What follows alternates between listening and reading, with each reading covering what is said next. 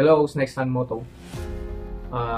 Yung ginagawa kong content ngayon is about sa mga cameras na gamit ko for motovlogging, and then also dun sa mga videos na pinopost ko sa channel ko sa YouTube, and saka dun sa Facebook ko, no, sa page, and then sa personal page ko rin. So yung cellphone na gamit ko pang video.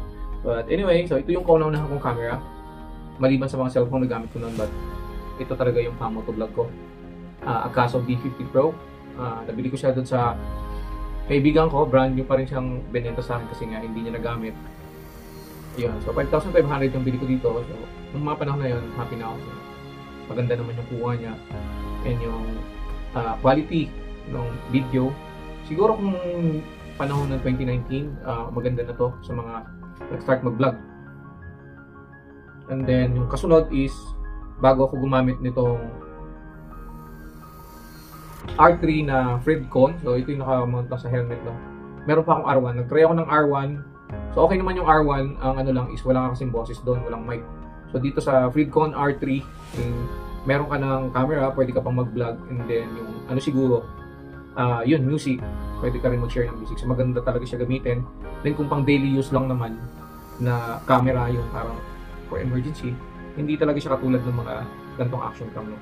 Pero maganda na rin yung quality niya. Yan, stabilization is medyo kulang pa, but decent naman. So ito yun, nakikita nyo ngayon, recently sa mga vlog ko, nakatagilid. Fredcon R3.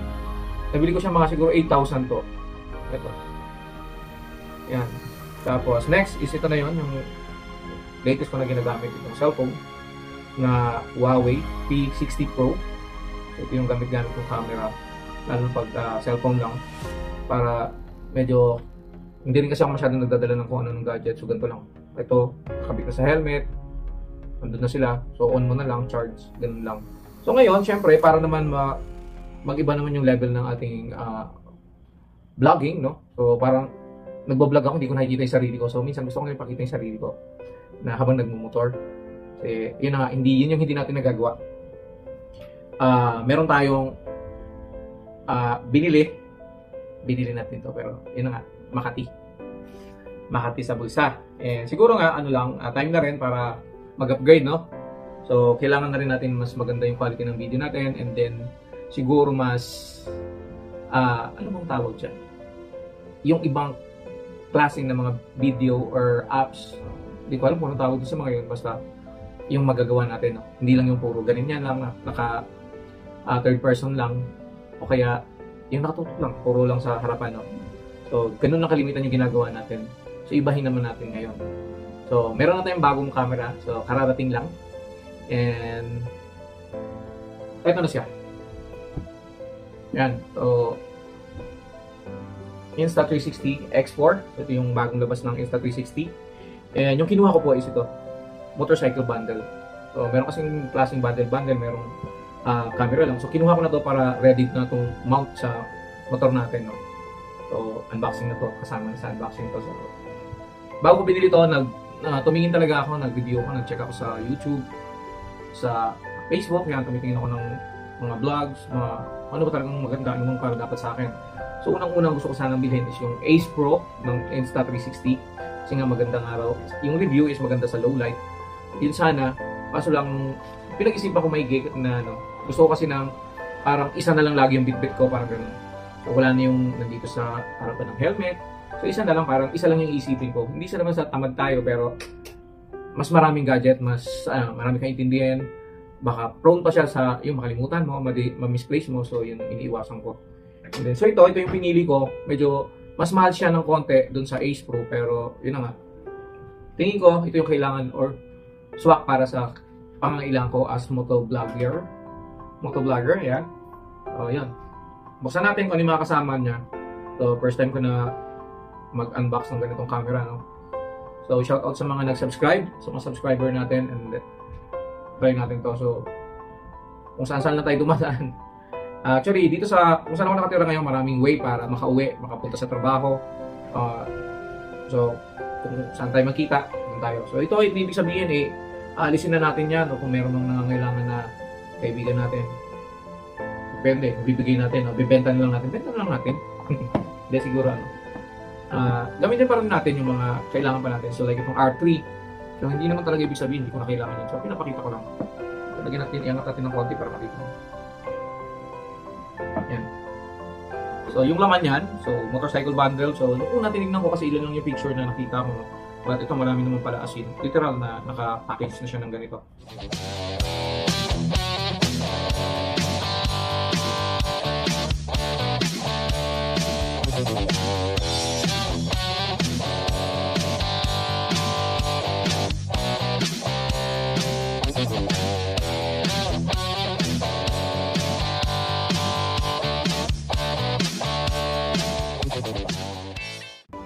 Gagawa tayo ng mga pictures, videos. So, papakita natin kung ano yung kuha niya.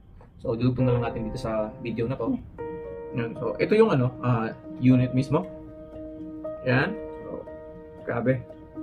Medyo mabigat siya ng konti. Kumpara dun sa iba natin ginagamit, no? So, solid talaga siya. So, yan. Yan. Yan. So, ito yung SD card natin. SD card na 128 gig. Tapos ito naman yung ibang mount, no? So, yung iba. Yan, Allen key. Ito yung mount or clip. So, napaka bigat. So, talagang yung quality niya is good. Ito yung dalawang may double-sided tape or adhesive. Yan, dalawa yan. Hindi natin lang kung natin didikit pa yan. Yan, this one, ito yung lock niya pagka naghihigpit ka na sa lock. Tapos ito yung mga key or pang higpit, no? Yan. So, tatlo yan. Yun lang. Yun lang lahat, no? So, and then, syempre, hindi natin makakalimutan yan. Alam ko may bag yan eh. So, review ko na yan. Nag-search na ako. Ito yan. Sabi ko, oh. Ayun. Yan, so buksan natin ito. Nakabag siya. Ito muna.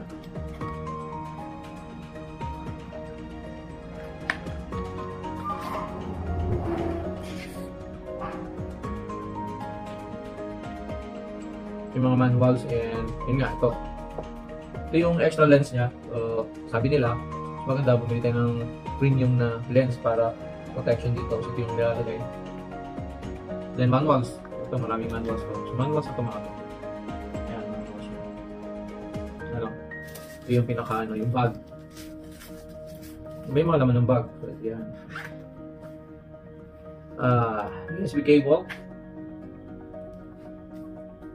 Yung, hindi ko alam tawag niya dyan eh, basahan niya. Para sa lens. Basahan sa lens. Then, syempre, meron siyang extra casing. Kaso lang, hindi talaga siya, tingin ko parang mas maganda bumili tayo ng casing na talaga na ganito lang, lalagay lang dito. Lagay natin.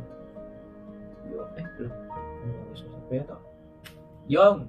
Yan, so nakaganyan. So yan. So yun yung laman. Lahat yan. Sabi muna natin. Ito.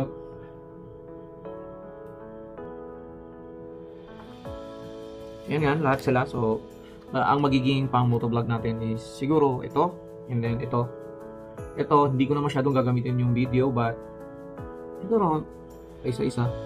Pero baka i-connect ko yung para sa mic. Dahil, iniisip ko ilagay ko lang ito sa medyo malayo sa akin. Pero itong akaso na to, siguro pang lang natin yung emergency or na kailangan natin mag-shoot. Etong cellphone na to, mas importante to, no? Kasi lagi nating hawak-hawak to. Hindi naman lagi nating hawak-hawak yung mga yan. So ito kasi lagi natin ginagamit. Nasa bulsa lang natin. So kung meron kang kailangan videohan, pag mag-create ng video, so ito, mas mabilis. So ito yung P60 Pro ko. Yung specs nga pala is nasa 12 gig yung RAM, tapos 512 yung storage niya. So medyo marami-rami na ring video na nakastock dito. So yan, ito. Tapos ito naman, so papakita ko yung mga video at saka pictures na makukunan nito. Siguro isasama ko dito sa video na to or ihiwalay siya, no? Then siguro ilang buwan review natin kung sulit ba talaga yung pagbili natin dito or pag-upgrade natin sa So thank you and see you anywhere. Tapos siguro yung panoorin niyo lagi yung mga video natin sa mas maganda na yung quality. And hindi ko binili to para sa sarili ko or siguro pwede lang sa sarili ko, but para sa inyo talaga, para mas ma-entice pa kayong manood and sa mga ginagawa nating content. Ang mga content siguro natin is more on siguro coffee and then adventure at kung saan man tayo mapunta. Ayan, so kahit saan gagamitin natin to. So thank you and share, subscribe na rin po. Next on Moto.